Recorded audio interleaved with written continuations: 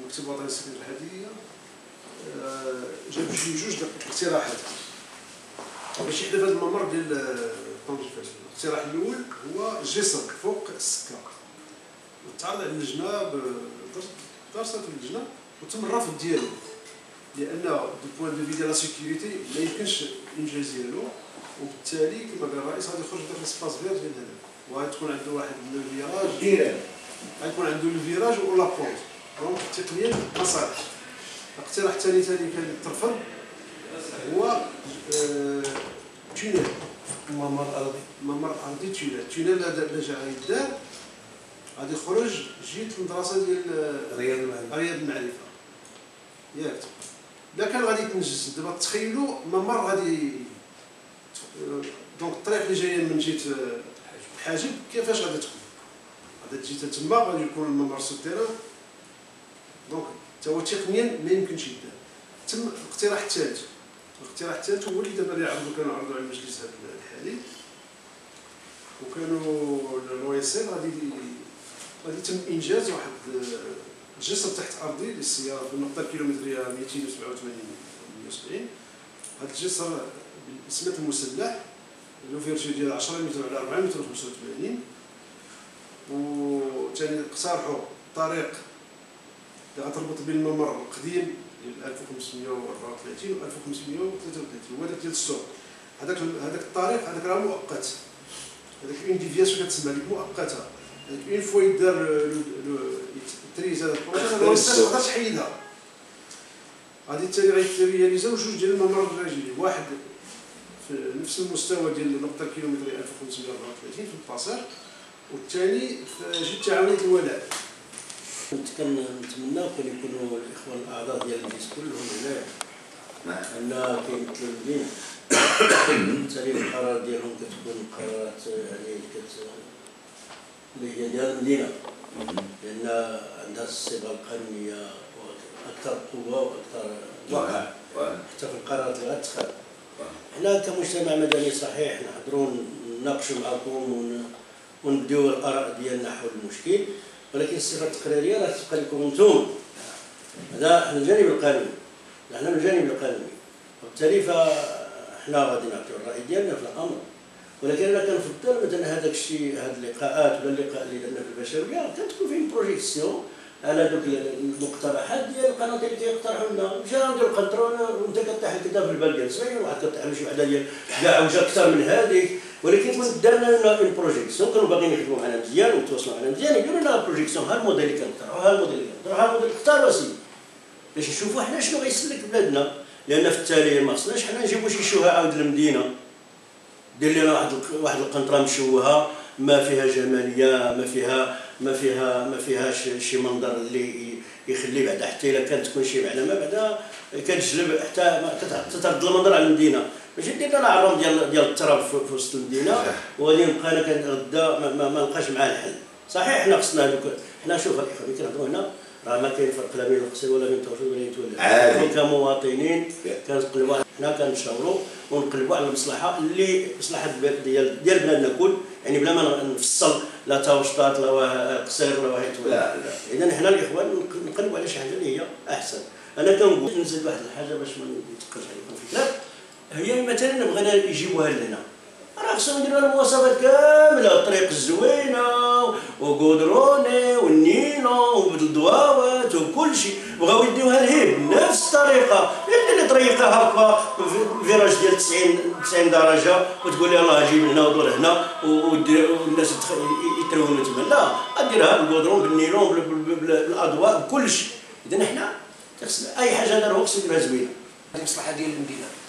انا كيظهر لي هذه المؤسسات التجاريه كلها يعني مدوا الماء شمن دفير اللي كتبغي شي مصلحه ديالها هي ما كدوزهاش، تبغي دير اي حاجه كتخلص. الان هما عندهم مصلحه ديالهم باغيه ترند دوز 160 كيلومتر في الساعه، دير كونطرا بالمعايير ديالها وديرها ممتازه. هادشي اللي كيظهر لي. وانا يعني الا ما غاديش نضروا، الا غادي نضروا هنايا في هذا الباساج بالتراب وداك المسائل وهذا، اللهم نديروا ما بين السوسيو والمركب الرياضي. الا غادي ما غاديش نضروا كان شي حاجه اللي هي ممتازه وكما قال هذاك الشيء غادي نشوفوه ومصور مزيان وكنطرا بالمواصفات نخليوه في بلاصتو. هذا هو اللي كاين. بالنسبه لي يعني ربما ما عنديش معلومات وما عنديش يعني عرف كبير بالمسائل التقنيه، ولكن كنقول حاجه اللي تضر المدينه حتى من الناحيه الجماليه، يشوفوا لنا حل اللي يحل النيشان او يخليو ديك الطريق مفتوحه هكا، يعطيونا حل يعني حل اللي يرضي الجميع، او لا يخليو ديك الطريق هكا مفتوحه. اما باش نضيعوها حتى التصورات الجماليه ديال المدينه ما يمكنش صراحه. ايوا الله يعطيهم القنطره يديروها لنا في سميتو في المركب، اللي كانت غتجي ممتازه تما مثلا حدا المركب دار حدا المركب، ولكن يكون مسائل اللي تكون تخلي الجماليه ديال المدينه. اما باش نهرسوا مثلا طرقان ونهرسوا اللي تخسرت عليهم فلوس وراه ماشي معقول حقيقه هي. شكرا. بسم الله الرحمن الرحيم والصلاة والسلام على أشرف المرسلين. أولا شكر خاص للسيد الرئيس على هذه الدعوة الكريمة، وكنشكر الإخوان ديال المجتمع المدني اللي حاضرين في هذا الاجتماع. أنا أضم صوتي للصوت ديال السي العزيزي، هو أننا خصنا ضروري من لقاء موسع مع الإخوان ديال المكتب الوطني للاستكانة الحديدية باش يعرفونا على شنو جايبين لنا لهذه المدينة، باش نعرفوا حتى الشاكله ديال ديك القنطرة كيفاش غادي تكون ويعطيونا دي موديل. حاجة أخرى اللي غادي نهضر عليها هي اننا مع المجلس البلدي حنا شركاء في الراي، ولكن في القرار دستوريا ولا في الميثاق الجماعي هما اللي عندهم الحق والبوسيبيليتي انهم يتخذوا القرار في هذا الشيء. هذا الشيء اللي غادي نقولوا استغفر الله. شكرا.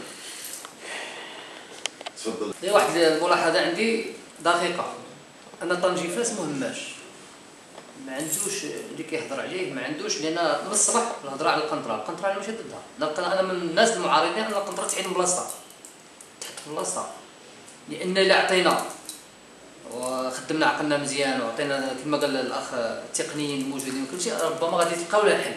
لان على سبيل المثال نتابعوا الا مشينا لها عندها تقريبا اذا جينا نعبروا نص المسافه ومديوره بمواصفات رائعه وراه كيتكبروا فيها، وغادي بديك بالمواصفات اللي ما يتصاوبش فيها المواطن.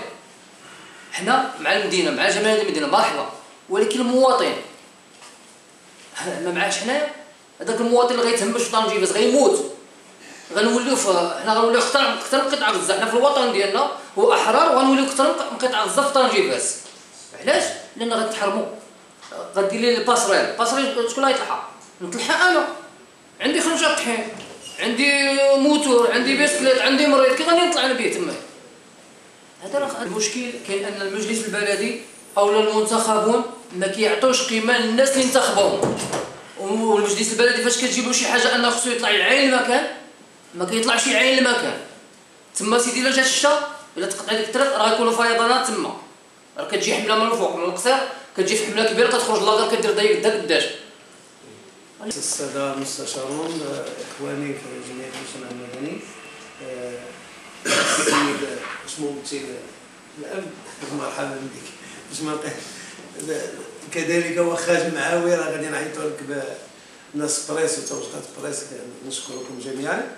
غير بالنسبة لنا نحن هنا ما جيناش نمثلوا توجيهات بوحدها، شكون كنعرفوها، حنا فعالية المجتمع المدني نشتغلوا وطنيا، وهنا نشتغلوا داخل اقليم الحاجب، لان راه ماشي بوحدنا جينا هنا باش نهضروا على توجيهات، لابد ان نراعي مصلحه التوجيهات ونراعي مصلحه القصير ونراعي مصلحه ايت ولال ونراعي مصالح جميع المواطنين الذين يعبرون السكه الحديديه ويعبرون هذه الممرات. ولكن كيبقى ما هو اقرب لنا هو ساكنه القصير وحي طنجة فاس كما قال السي حسن شراره.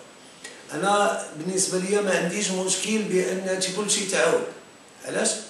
لأن لم يتم إشراك لا مواطنين ولا فعالية المجتمع المدني في اتخاذ القرارات السابقة. وحنا مادام أن الدستور 2011 جا خولنا بأننا نتبعوا السياسات العمومية ونمدوها بالاقتراحات المهمة داخل الدستور اللي هو على القانون في البلاد. يعني احنا جينا هنا لكي باش نعاونوا الرئيس ونعاونوا المجلس البلدي في ايجاد حل مناسب لا يضر اي طرف باش ما يتصدر حتى شي طرف. ثانيا هذاك الشويه اللي تيقول السيد الرئيس ما بغيناهاش. علاش راه بالضروره اما تحط لي قناطر ديال التراب ولا ما ديرش قنطره؟ لا سمح لي، الدراسات الان العلميه كتجيب قنطره عطيها المساحه في الاورديناتور يخرج لك احسن القناطر في العالم. ما بقاش ديك القضيه والسراج دابا تيعرفها، ولينا كنتيريو لي بلون غير من لي لوجيسيال، كتعطيه المساحه الارضيه وكتقول له بغيت هذه بحسب مواصفات طن وتيعطيك جميع الاشكال. هادشي باش ولاو تيخدموا المهندسين وراه السي رشيد ادرى بهذا الامر. ثانيا كمجلس بلدي وكجماعه القصير كمواطنين كفعاليه المجتمع المدني نطالب بان الدراسات التقنيه اللي غيديرها المكتب الوطني للسكك العاديه يجب ان تكون ذات مواصفات دوليه وتكون قنطره في المستوى تزيد من جماليه المدينه، ثم تكون عندنا النظره في السنوات المقبله ما غتبقاش جماعه التوسط جماعه القصير غتولي جماعه واحده، لان البني بدا تيتشارك وكل شيء بدا كيتشارك وما غتبقاش ديك الحدود الجغرافيه في اطار هذا الاستراتيجيه ديال الدوله الجهه الموسعه الى غير ذلك. اذا نحن نطالب بقنطره في مكانها، وانا كنتحمل مسؤوليتي، انا ما تتهمنيش دراسات ولا هكا، لان حتى واحد ما يخلص من جيبو، الدوله اللي كتخلص والمواطن هو اللي كيدخل الاموال ديالو في صناديق الدوله. حنا تعاودنا الدراسه وتكون قنطره بمواصفات دوليه كما قال الحاج، وما نبغيوش المواطن يكون دائما ضحيه ديال السياسات الفاشله اللي كتنهج هاد الوكالات التجاريه كما قال السي محمد، لان هادو كيشوفوا مصلحتهم بالدرجه الاولى وخصهم يديروا اقل تكلفه وما تتهمهم شي حاجه اخرى. ولكن حنايا هذاك السكه دايزه داخل المجال الحضاري ديال التوسطات وتستفيد الوكاله بلاكار ديالها، يعني راه فلوس كتدخلها من التوسطات، فما المقابل اللي غادي تقدموا هذه المكتب ديال السكك العاديه لمدينه التوسطات والمواطن ديال التوسطات والساكنه. حنا كنهضروا على دائره التوسطات ماشي على مدينه، ولهذا حنا لن نسمح. حنا نطالب بقنطره في مكانها ولكن ذات جوده عاليه وذات مواصفات دوليه وتزيد من جماليه المدينه، وحنا نطالبوا يكون فيها ممر راجيني وممر السيارات وممر الدراجات الناريه باش نكونوا واضحين. اما لا عطيتو حل هذاك الشيء اللي بغا هو. انا نقول لك هو انا فاش هضرت مع التقنيين والسي سعيد راه كان خرج، فاش هضرت مع التقنيين قال لك حنا كنتحملوا غير بناء القنطره، طريقه تشريها الجماعه، نزع الملكيه من اختصاص الجماعه، يوجد قدم لنا حنا هذا الشمال اللي كيدير عندنا في المدينه. اذا الاخوان يجب ان نتحمل مسؤوليتنا. نحن نطالب بقنطره بلاصتها ولكن دون تشويه مدينتنا.